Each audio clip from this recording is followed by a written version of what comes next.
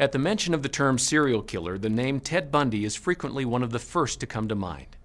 Between 1974 and 1978, Bundy murdered numerous young women across the United States.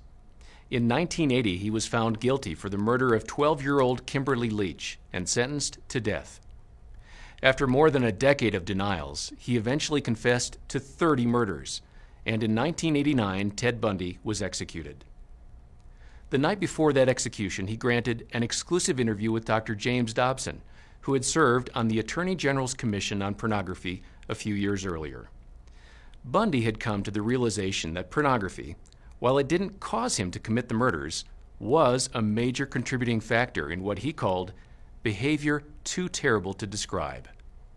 This was the main message that Bundy wanted to communicate, and he believed that Dr. Dobson would not twist the message as perhaps the mainstream media would. During the interview you're about to see, Bundy stated, "You are going to kill me, and that will protect society from me. But out there are many, many more people who are addicted to pornography, and you are doing nothing about that." 20 years later, we offer this powerful and sobering look back at Dr. Dobson's interview.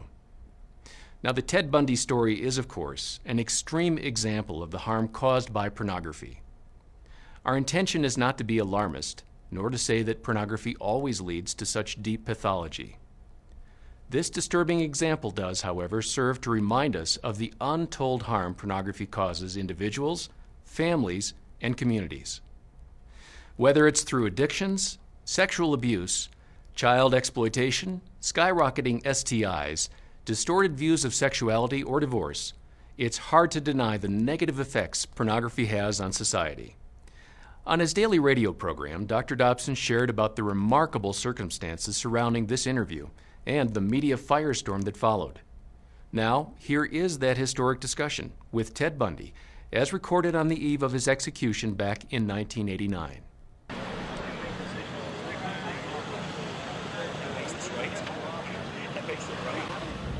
Ted, it is about 2:30 in the afternoon. You are scheduled to be executed tomorrow morning at 7 o'clock if you don't receive another stay. What is going through your mind? What thoughts have you had in these last few days? Well, I won't kid you to say that it's something that I feel that I am in control of or something that I've come to terms with, because I haven't. It's a moment-by-moment thing. Sometimes I feel very tranquil, and other times I don't feel tranquil at all. What's going through my mind right now is to use the minutes and hours that I have left as fruitfully as possible and see what happens. It helps to live in the moment in the essence that we use it productively. So right now I'm feeling calm, and in large part because I'm here with you. For the record, you are guilty of killing many women and girls. Is that Yes. correct? Yes, that's true. Ted, how did it happen? Take me back. What are the antecedents of the behavior that we've seen? So much grief, so much sorrow, so much pain for so many people. Where did it start? How did this moment come about? That's the question of the hour, and one that not only people much more intelligent than I have been working on for years, but one that I've been working on for years and trying to understand. Is there enough time to explain it all? I don't know. I think I understand it, though. Understand what happened to me, to the extent that I can see how certain feelings and ideas developed in me to the point where I began to act out on them. Certain very violent and very destructive feelings. All right, let's go back then to those roots. First of all, you, as I understand it, were raised in what you consider to have been a healthy home. Absolutely. You were not physically abused, you were not sexually abused, you were not emotionally abused. No, no way. And that's part of the tragedy of this whole situation, is because I grew up in a wonderful home with two dedicated and loving parents, one of 5 brothers and sisters. A home where we as children were the focus of my parents' lives, where we regularly attended church, two Christian parents who did not drink, they did not smoke, there was no gambling, there was no physical abuse or fighting in the home. I'm not saying this was Leave It to Beaver. It wasn't a perfect home. Well, no, I don't know that such a home exists, but it was a fine, solid Christian home, and nobody, I hope no one will try to take the easy way out and to try to blame or otherwise accuse my family of contributing to this, because I know, and I'm trying to tell you as honestly as I know how, what happened, and I think this is a message I want to get across. But as a young boy, and I mean a boy of 12 or 13, certainly, that I encountered outside the home again, in the local grocery store, the local drugstore, the softcore pornography, what people call softcore. But as I think I explained to you last night, Dr. Dobson, in an anecdote, as young boys do, we explored the back roads and sideways and byways of our neighborhood, and oftentimes people would dump the garbage and whatever they were cleaning out of their house, and from time to time we'd come across pornographic books of a harder nature than more graphic, you might say, more explicit nature than we would encounter, let's say, in your local grocery store. And this also included such things as, let's say, detective magazines and more hardcore. Those that involve violence. Yes, yes, yeah. And this is something I think I want to emphasize, is the most damaging kinds of pornography. And again, I'm talking from personal experience. Hard, real, personal experience. The most damaging kinds of pornography are those that involve violence and sexual violence, because the wedding of those two forces, as I know only too well, brings about behavior that is just too terrible to describe. Now, walk me through that. What was going on in your mind at that time? Okay, before we go any further, I think it's important to me, and that people believe what I'm saying, to tell you that I'm not blaming pornography and not saying that it caused me to go out and do certain things. And I take full responsibility for whatever I've done and all the things that I've done. That's not the question here. The question and the issue is how this kind of literature contributed and helped mold and shape the kinds of violent behavior. It fueled your fantasies, didn't it? Well, in the beginning, it fuels this kind of thought process. Then, at a certain time, it's instrumental in what I would say crystallizing it, making into something which is almost like a separate entity inside. And at that point, you're at the verge, or I was at the verge of acting out on these kinds of thoughts. Now, I really want to understand that. You had gone about as far as you could go in your own fantasy life with printed material, and you made or printed and video or film magazines, yeah. What have you. Yeah. And then there was the urge to take that little step or big step over to a physical event. And it happens. It happened in stages, gradually. It doesn't necessarily, not to me at least, happen overnight. My experience with, I'd say, pornography generally, but with pornography that deals on a violent level with sexuality, is that once you become addicted to it, and I look at this as a kind of addiction, like other kinds of addiction, I would keep looking for more potent, more explicit, more graphic kinds of material. Like an addiction, you keep craving something which is harder, something which gives you a greater sense of excitement, until you reach the point where the pornography only goes so far. You reach that jumping off point where you begin to wonder if maybe actually doing it will give you that which is beyond just reading about it or looking at it. How long did you stay at that point before you actually assaulted someone? Well, yeah, you see, that is a very delicate point. in my own development, and we're talking about having reached the point or a gray area that surrounded that point over a course You don't of remember years. how long that Well, was? I would say a couple years. And what I was dealing with there were very strong inhibitions against criminal behavior or violent behavior that had been conditioned into me, bred into me in my environment, in my neighborhood, in my church, in my school. Things which said, no, this is wrong. I mean, even to think of it is wrong, but certainly to do it is wrong. And I'm on that edge, and you might say the last vestiges of restraint. The barriers to actually doing something were being tested constantly and assailed through the kind of fantasy life that was fueled largely by pornography. Do you remember what pushed you over that edge? Do you remember the decision to go for it? Do you remember where you decided to throw caution to the wind? Again, when you say pushed, I know what you're saying. I don't want to infer again. I understand that. That I was that I was clear. some helpless kind of a victim, and yet we're talking about an influence that is the influence of violent types of media and violent pornography, which was an indispensable link in the chain of behavior, the chain of events that led to the behaviors, to the assaults, to the murders, and what have you. It's a very difficult thing to describe.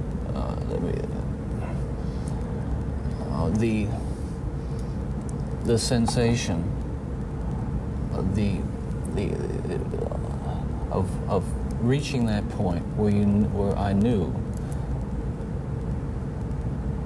that it was like something had, say, snapped, that I knew that I couldn't control it anymore, that these barriers that I had learned as a child, that had been instilled in me, were not enough to hold me back with respect to seeking out and harming somebody. Would it be accurate to call that a frenzy, a sexual frenzy? Well, yes, that's one way to describe it. A compulsion, a building up of this destructive energy.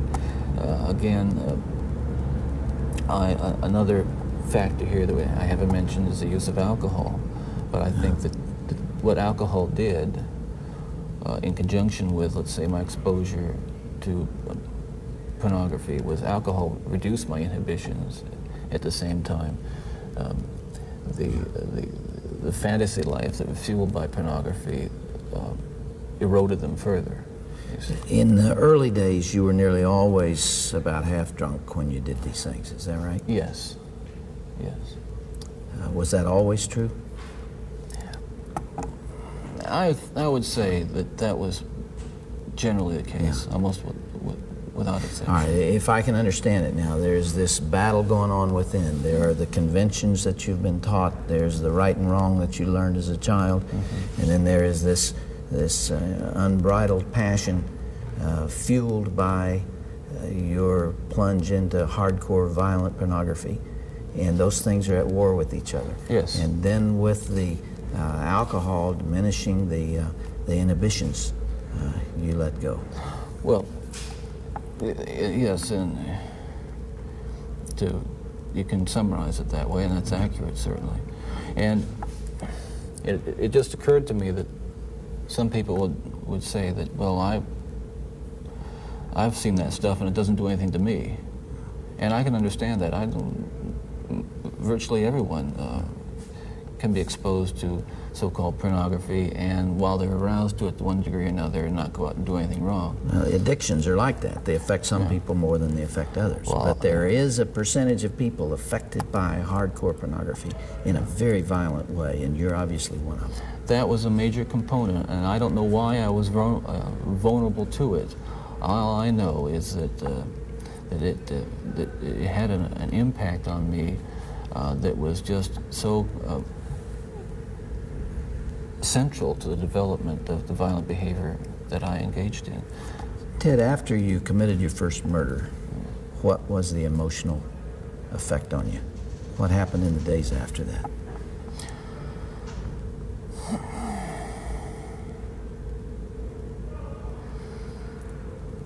Well, again, please understand that even all these years later, it's very difficult to talk about it, and reliving it through talking about it is difficult to say the least, but I want you to understand what happened.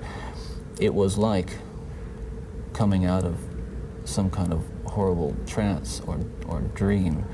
I can only liken it to after, I don't want to over-dramatize it, but to have been possessed by something so awful and so alien, and then the next morning wake up from it, remember what happened, and realize that basically, in the eyes of the law, certainly in the eyes of God, you're responsible. To wake up in the morning and realize what I had done, and with a clear mind and all my essential moral and ethical feelings intact at that moment, absolutely horrified that I was capable of doing something like that. You really hadn't known that before? There is just absolutely no way to describe, first, the brutal urge to do that kind of thing, and then what happens is once it has been more or less satisfied and recedes, you might say, or spent, that sense, that kind of energy level recedes, and basically I became myself again. I want people to understand this too, and I'm not saying this gratuitously because it's important that people understand this, that basically I was a normal person.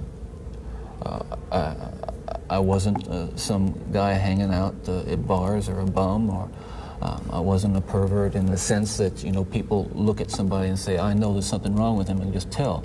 I mean, I was essentially a normal person. I had good friends. I led a normal life, except for this one small but very potent and very destructive segment of it that I kept very secret and very close to myself and didn't let anybody know about it. And part of the shock and horror from my dear friends and family years ago when I was first arrested was that there was no clue. They looked at me and they looked at the all-American boy, and I wasn't perfect, but I want to be quite candid with you. I was okay. I was. The basic humanity and basic spirit that God gave me was intact, but unfortunately it became overwhelmed at times. And I think people need to recognize that it's not some kind of those of us who have been so much influenced by violence in the media, in particular pornographic violence, are not some kinds of inherent monsters. We are your sons and we are your husbands. And we grew up in regular families. And pornography can reach out and snatch a kid out of any house today. It snatched me out of my home 20, 30 years ago. And as diligent as my parents were, and they were diligent in protecting their children, and as good a Christian home as we had, and we had a wonderful Christian home, there is no protection against the kinds of influences that are loose in a society that tolerates. You feel this really deeply, don't you? Ted, outside these walls right now, there are several hundred reporters that wanted to talk to you. Yeah. And you asked me to come here from California because you had something you wanted to say. This hour that we have together is not just an interview with a man who's scheduled to die tomorrow morning. I am here and you're here because of this message that you're talking about right here. You really feel that hardcore pornography and the doorway to it, softcore pornography, is doing untold damage to other people and causing other women to be abused and killed the way you did others. Listen, I'm no social scientist, and I haven't done a survey. I mean, I don't pretend that I know what John Q. Citizen thinks about this. But I've lived in prison for a long time now. And I've met a lot of men who were motivated to commit violence just like me. And without exception, every one of them was deeply involved in pornography, without question, without exception, deeply influenced and consumed by an addiction to pornography. There's no question about it. The FBI's own study on serial homicide shows that the most common interest among serial killers is pornography. Yeah, that's true. And it's real. It's true. Ted, what would your life have been like without that influence?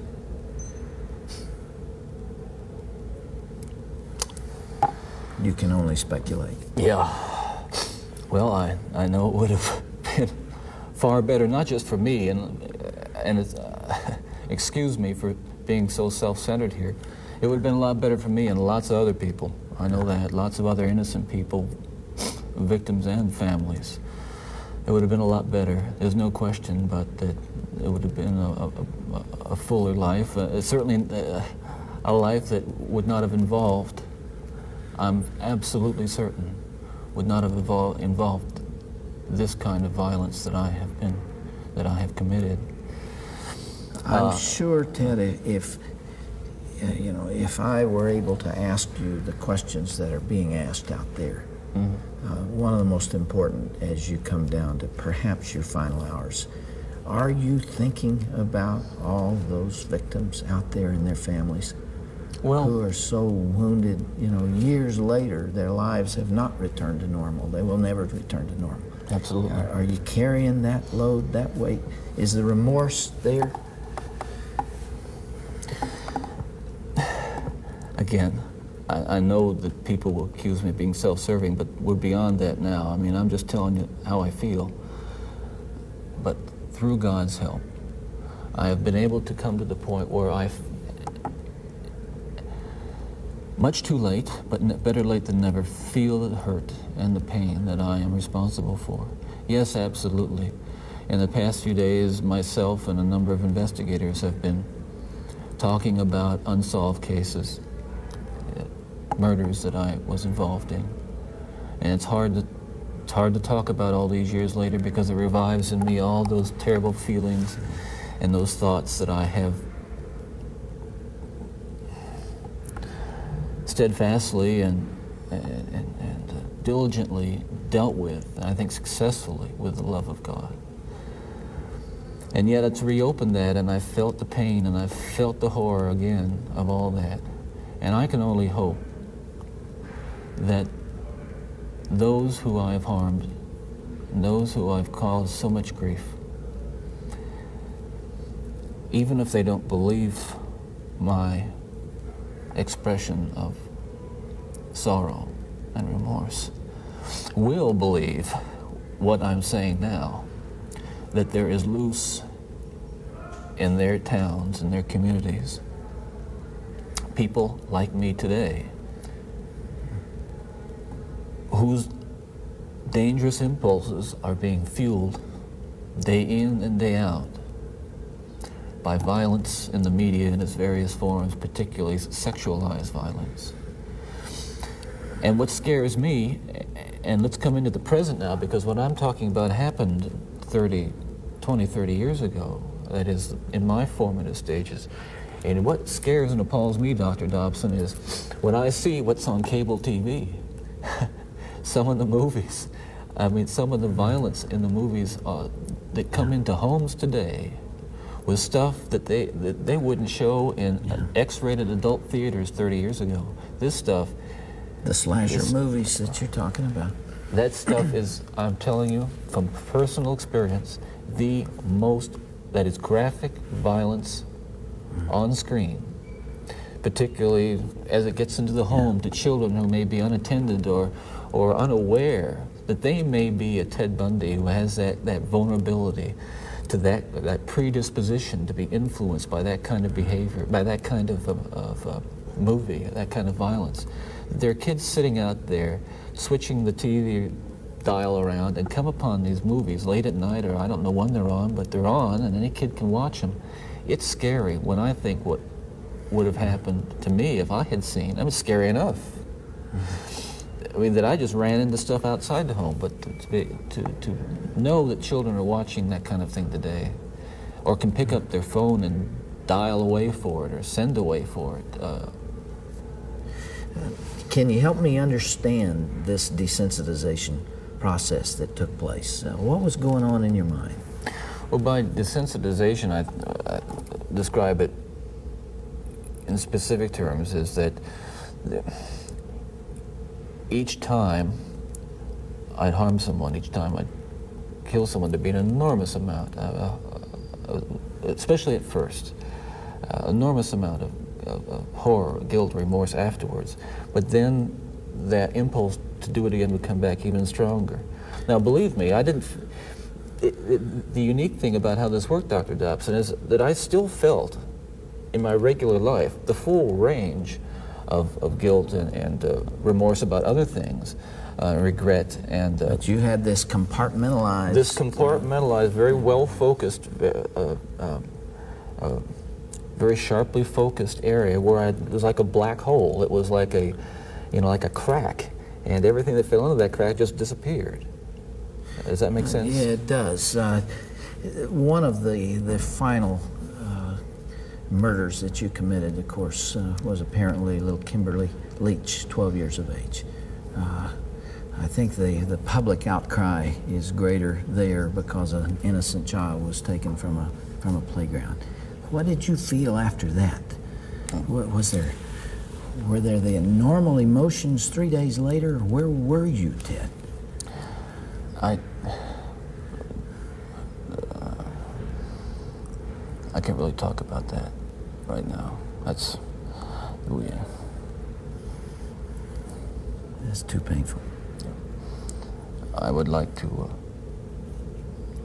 be able to convey to you what that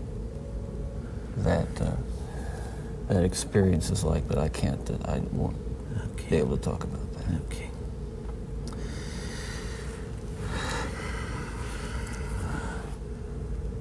I can't begin to understand. Well, I can try, but I'm aware that I can't begin to understand the pain that the parents of these children that I have, and these young women that I have harmed, feel. And I can't restore really much to them, if anything. I won't pretend to, and I don't even expect them to forgive me, and I'm not asking for it. That kind of forgiveness is of God, and if they have it, they have it. If they don't, well, maybe they'll find it someday. Do you deserve the punishment the state has inflicted upon you? That's a very good question, and I'll answer very, very honestly. I don't want to die. I'm not going to kid you. I'll kid you not. I deserve certainly the most extreme punishment society has, and I think society deserves to be protected from me and from others like me, that's for sure. I think what I hope will come of our discussion is I think society deserves to be protected from itself, because as we've been talking, there are forces at loose in this country, particularly, again, this kind of violent pornography,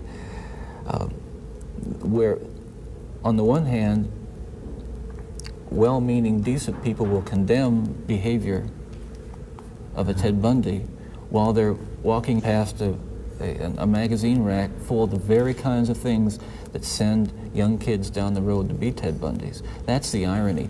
We're talking here not just about more. What I'm talking about is going beyond retribution, which is what people want with me, going beyond retribution and punishment, because there is no way in the world that killing me is going to restore those beautiful children to their parents and correct and soothe the pain. But I'll tell you, there are lots of other kids playing in streets around this country today who are going to be dead tomorrow and the next day and the next day and next month, because other young people are reading the kinds of things and seeing the kinds of things that are available in the media today. Ted, as you would imagine, there's tremendous cynicism about you on the outside, and I suppose for good reason. I'm not sure that there's anything that you could say that people would believe. Some people would believe. Yeah. And yet, you told me last night, and I have heard this through our mutual friend John Tanner, that you have accepted the forgiveness of Jesus Christ and are a follower and a believer in Him. Do you draw strength from that as you approach these final hours? I do. I can't say that It's going to be being easy. in the valley of the shadow of death is something that I've become all that accustomed to, and that I'm strong and nothing's bothering me. Listen, it's no fun. It gets kind of lonely, and yet I have to remind myself that every one of us will go through this someday, in one way or another. It's appointed unto man. And countless millions who have walked this earth before us have. So this is just an experience which we all share. And Yeah.